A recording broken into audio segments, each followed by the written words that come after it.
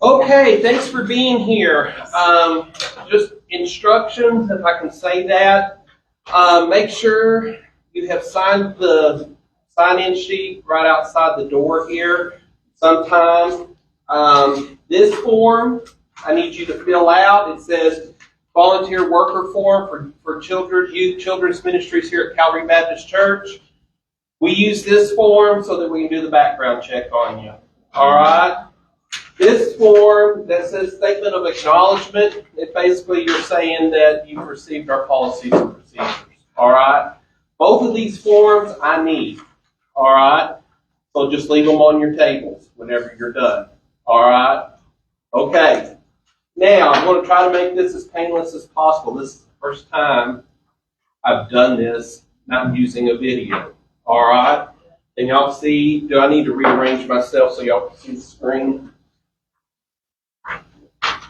Boom. All right. Okay. So, day and time that we're in, child protection training is important. All right. And I'm going to be honest with you. I trust y'all. I know y'all. This is a formality, I think. But here's the key. Statistics will show that we're going to have kids coming to Vacation Bible School. Some of them are going through what we're going to be talking about tonight. So treat this as an opportunity. If, one, you see signs. Two, if a kid tells you something where they're being abused, you need to know what to do because by law, you're required to report it. All right? We're going to talk about that tonight. Okay? So, here we go. All right. We're going to understand the importance of child protection in the church. We're also going to recognize some grooming behaviors and warning signs of abuse. We're going to learn proper reporting procedures and response protocols. All right? That's my goal today in the next 30 to 45 minutes. All right? If you have questions, ask. I don't know the answer. I will find out the answer. Okay? All right. Here we go. Why training is important. Predators target churches due to perceived trust and access to children. We see the stories. It's either the stories we see are either schools or churches where predators get caught. All right. So, as a church, we have a moral, legal, and even a biblical responsibility to protect our kids here. Plain and simple. All right? Statistics on child sexual abuse in religious settings tell us the need. The church's role is very important. We have a biblical role here. All right? I would read all these verses out. If you want a copy of these slides, I'll print them off for you. All right? But this just gives you some of the scriptures that teach us that we need to protect our kids. All right? All right. Not only that, it's up to us, especially in Vacation Bible School, to maintain a safe environment for the kids here so that they can trust us, so that they feel safe, so that they can hear the gospel story and hopefully respond to Jesus in faith. And so we're trying to implement policies here at the church. We're trying to train so that we can make this place as safe as possible for kids here at Calvary Baptist. All right? The church's role.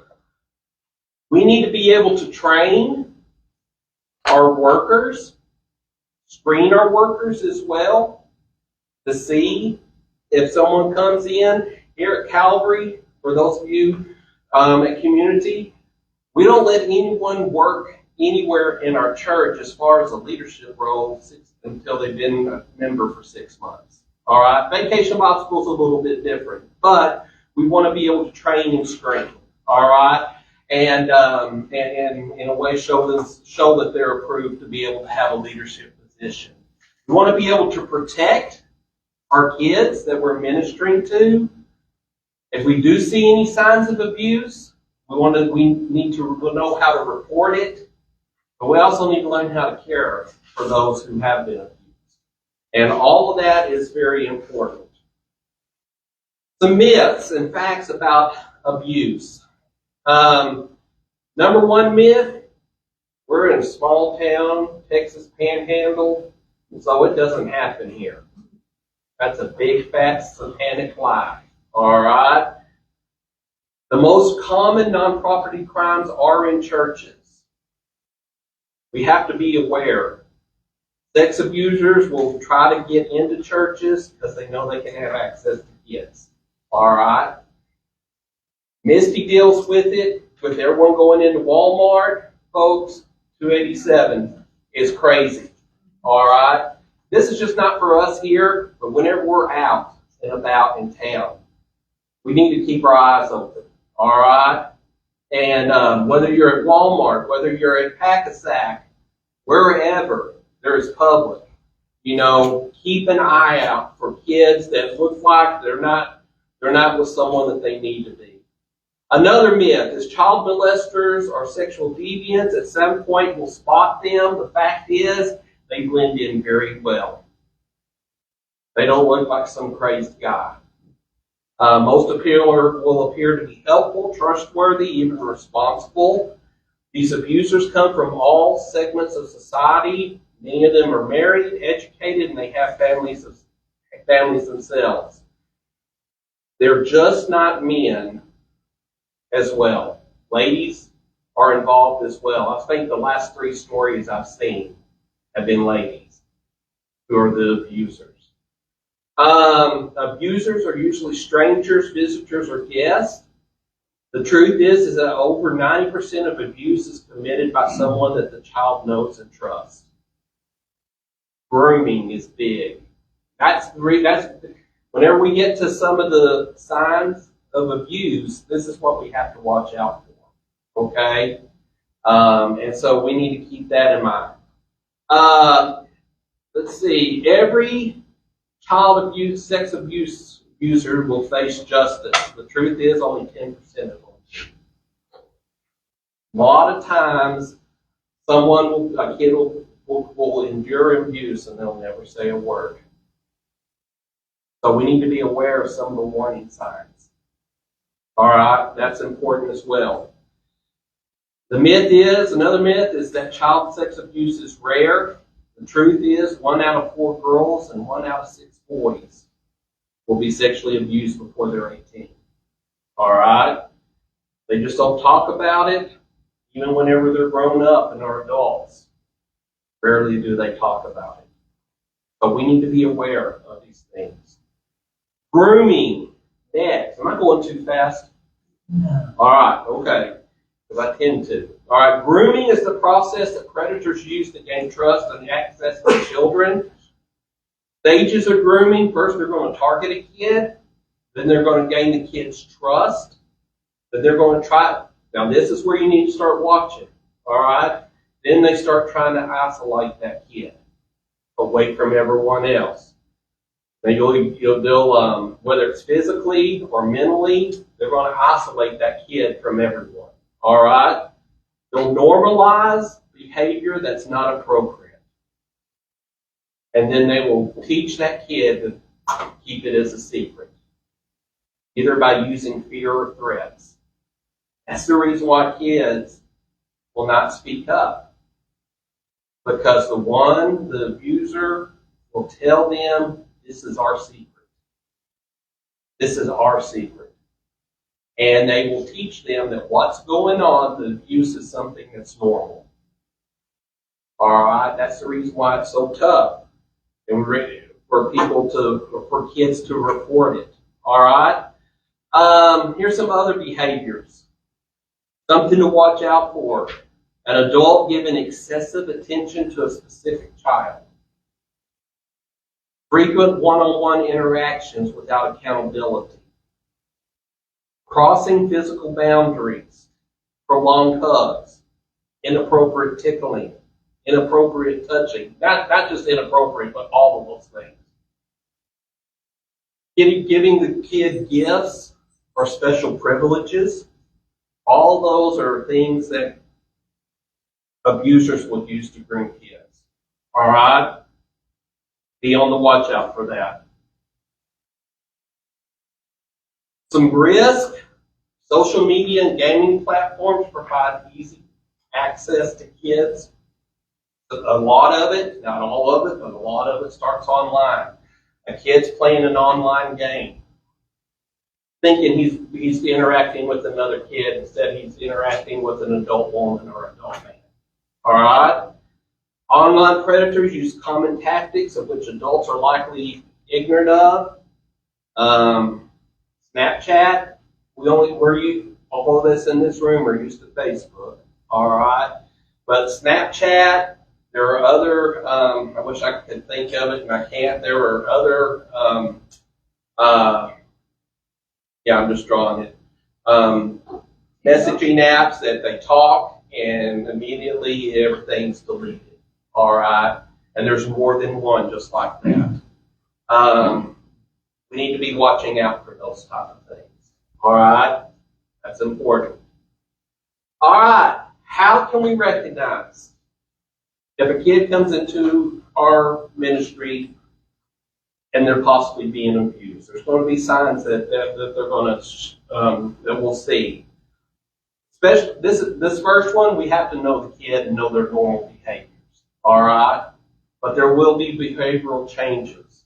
There will be withdrawal. There will be fear. There will be aggression. Where before you didn't see this out of that kid. All right.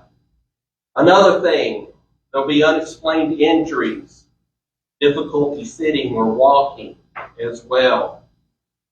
Emotional indicators, real extreme changes in their mood, where they used to trust people, they don't trust people anymore. All right, those sort of things. Sometimes a kid wants you to know, and so this is what I call beating around the bush. They'll disclose, they may hint or partially disclose about what's happening, but you can't quite put your finger on it to know for sure if that's what they're talking about. So we have to pay attention, not only to the visible signs, but what they're saying as well. All right? You see all these going on? As David said, there are huge red flags. All right? David Couch talked to us back in November on this. So anyway, that's something to keep in mind. So let's say a kid comes up. Let's say they tell you something, or you're seeing all the warning signs. All right? Mainly if a kid comes up and tells you someone's hurting you. And listen, it doesn't necessarily need to be for sexual abuse. We're talking physical, verbal abuse as well. All right? Those are other things we need to be aware of. First thing, take a deep breath, stay calm. You have to believe what the child's telling you. You need to listen to them and not judge them. Okay? Do not panic. Do not pressure them. Give you more information. Do not promise them that you will keep this secret. If a child comes up to you and says, "Can I tell you something?" and can you keep it a secret for me? Tell them no. I cannot make that promise until I hear what you said. Well, then they're not going to speak to me. Firsthand, they will. If they made that jump where they say that they want to tell you something, more time, every time that it's happened, which has been 3 times for me, they go ahead and speak to you about it. All right? They're ready to tell someone at that point. All right? I don't know if some of y'all have been involved with that before. I don't know if you can back that up or not, but for me, if they come and say, "Hey, can I tell you something you can keep a secret?" I've said, "No, I can't do that. If you're in trouble, I need to help you." And then they'll go ahead and tell you what's going on. All right? So, if they do tell you something, thank them. Thank you for trusting me and telling me this. You did the right thing. Now we're going to try to find you some help as quickly as possible.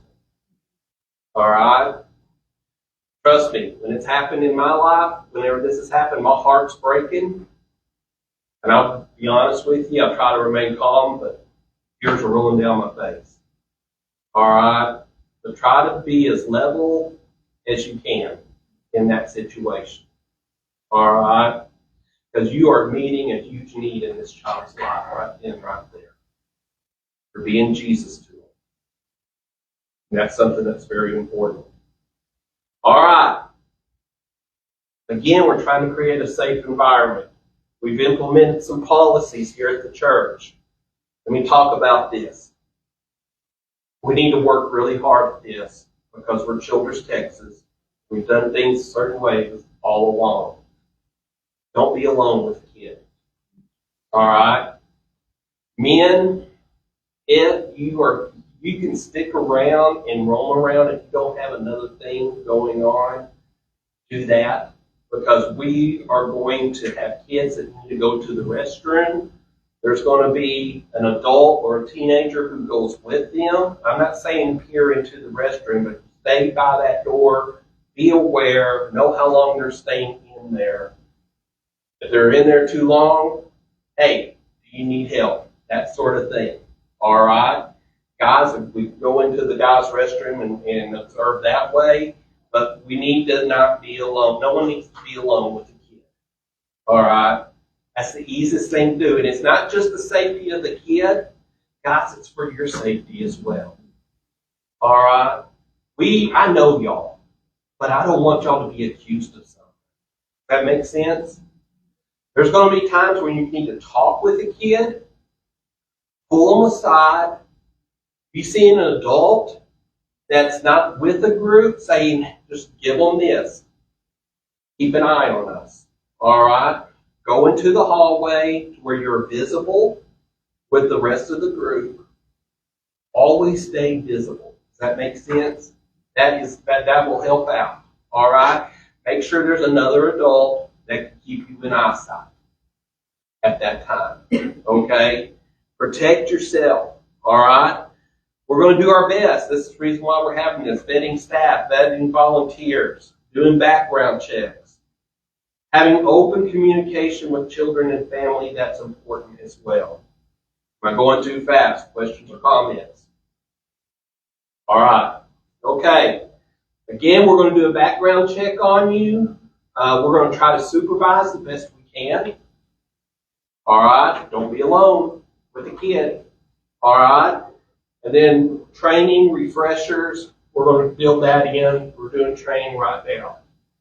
All right, a kid tells us, I'm being abused. Physically, emotionally, verbally, whatever. What are we supposed to do? First of all, you're not called to be the investigator. You're called to be the reporter. All right? You are required by state law to report. Period. Now, we have it built into our policies and procedures. Go and tell a ministry supervisor, like for Vacation Bible School, Amanda, who's our VBS director. Tell me as the pastor. The guy, a deacon, someone on our safety committee. Tell them as well. But together, we need to make the report. All right? Whether we know the adult or not, whether we're a little suspect on what the kid's telling us or not, we have to report what they said. And I guarantee you that's tough to do, but it's important to do. Because we're not called to be the investigators. We are required by law to report. We let CPS, we let the law do the investigating. All right? I don't know how many, I don't know statistics of how many times a report like that's investigated, how much of it's true or not. But you know what? It doesn't make a bit of difference because we're required to report by state law. All right? So if I tell you, I still have to report? I would tell you we need to call together. Because I'm asking that, and I know as a teacher, it doesn't matter. Yeah, I know. By law, yeah. And here's the sticky thing. You've heard what the kids said. And you're probably going to have to make a statement on what the kid said. Does that make sense? But I'm going to help you make that call myself. That's one of those deals that you Yeah. get us out of trouble. Yeah. Because the law says, Uh-huh. even though I've reported it to a supervisor or whatever, it's not your responsibility Yeah. to make that call. You're right. It's not. But I know how scary it is Right. for 90% of us in the room to do that. But we feel like we're betraying trust. But I'm willing to walk with you in that process. I've done it enough times, I kind of know what happens. All right? Scared me to death the first time I did it, I'll be honest with you. I think I've done it enough. I'm willing to walk that walk with you. All right? But you're going to have to make a statement. Granted, it's been 9 years since I've had to make a report like that, but I had to make a written statement with what was told to me so that they could investigate it from there. And I'll be honest with you, out of the 3 reports I've made, I never did know how it turned out. You know what? And so, anyway, just know that. So there's going to come up a 1-800 number, but we'll probably call the local authorities first and foremost. That's probably what I will do. All right? So after we make that report, other people investigate. We don't do the investigating. All right? So if a kid makes a report, or if you see something and it's suspect, I wanted to use the slang term, sus. All right? I kind of realized who I'm talking to. All right? Report it. Take it serious. All right? Let me say this. Church in our area, I'm not going to name the church, within a 60-mile radius here of Childress, they had some grooming activity happening about a year and a half ago, 2 years. And the church didn't want to believe it. But the church eventually made that report before it got serious. All right? So you need to take things like that serious. All right? We are called first and foremost not to protect the adult, but to protect the kid. All right? Take the appropriate action to disclose an accusation against a church member. Don't hide it. Report it to the authorities, and you've got 48 hours once the accusation's made. I can use that word. All right? 48 hours by law before you make that report. This comes after. Remember, around that circle, we made the report. That's number 4. Number 5 is caring. We need to be ready to care. All right? We need to be able to provide spiritual, emotional, and pastoral care to these kids. All right? Ensure they're physically protected and safe here at church, and to help with their recovery.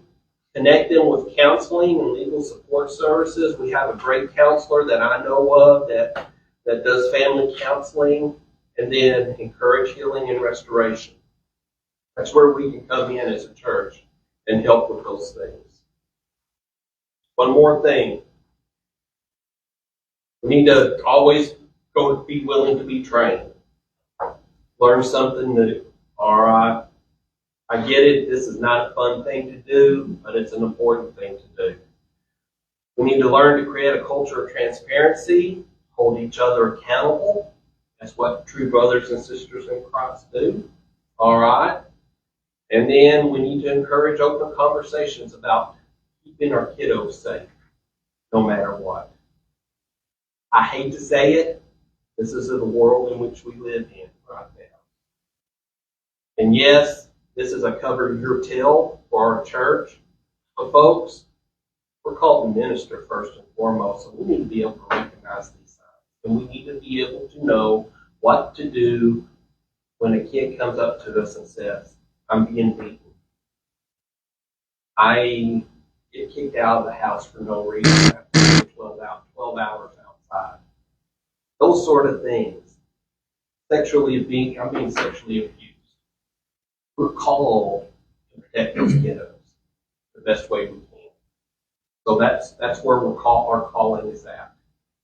Questions or comments?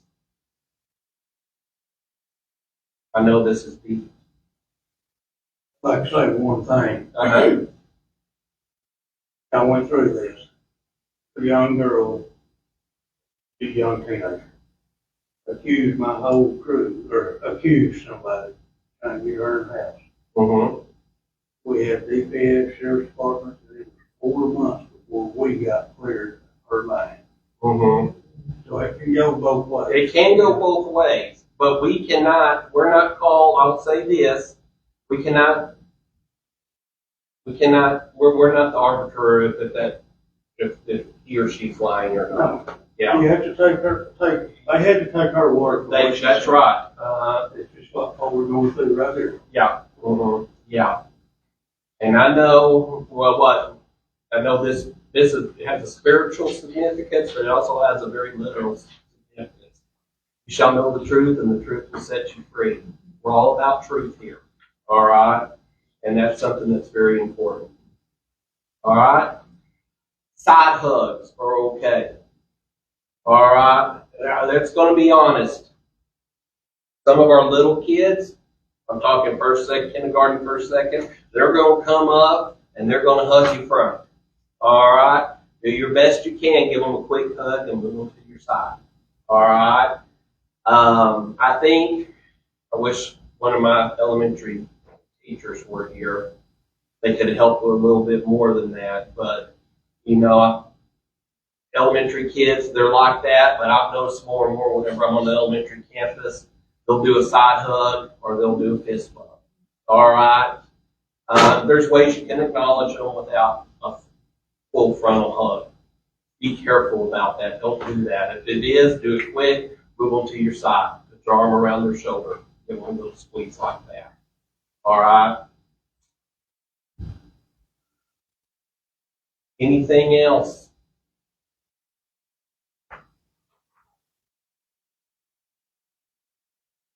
Pretty much, I gave you the nutshell of what's in our policies and procedures. Don't be alone with a kid. If you see any kind of abuse, tell somebody, report it. Even if you see something that's suspect here while we're doing VBS, let someone know. Let Amanda know, let myself know, let someone know in a leadership position so we can check it out as well. So we can at least be alert to it. But if you see something that's totally out of bounds, you got to tell somebody. All right? If something is told to you, you got to report it. All right? That's the boiling down for it. Shaylee, I know you've been through a lot of the camp stuff. Am I forgetting anything that we've learned going through camp or camp training? All right. Terry, also, Yeah. some of the training I've been through, Mm-hmm. you tell you and Amanda, Mm-hmm. but you don't tell him. No. Do not, thank you. Do not gossip. Do not gossip. Do not share that. You need someone to walk with you through the reporting process. Tell one of us as church leaders, but don't tell the whole church. All right? Thank you. That needs to be said. All right? I'm saying tell me because I can help you go through that process. All right? I hate to say that, but I can help you go through it. All right? So.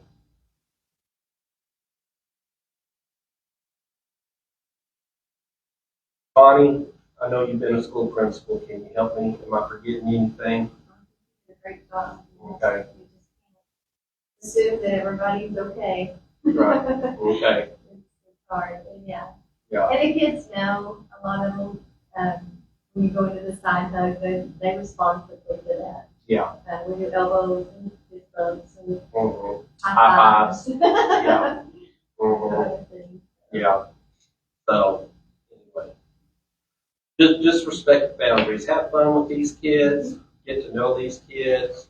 Just know that you got to stay within the boundaries of everything. All right? So,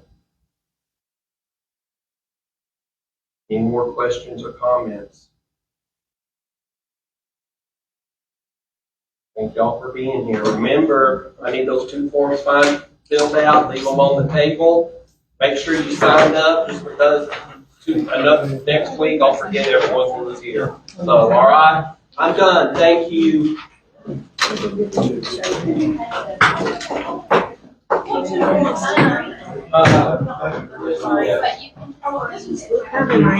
They're identical. All right, I gave you the next report.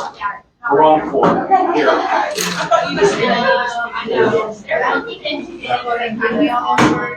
Sure. Yeah. Thank you all. Thank you.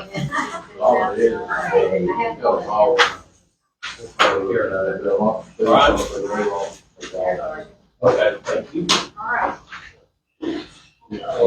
Yeah, well,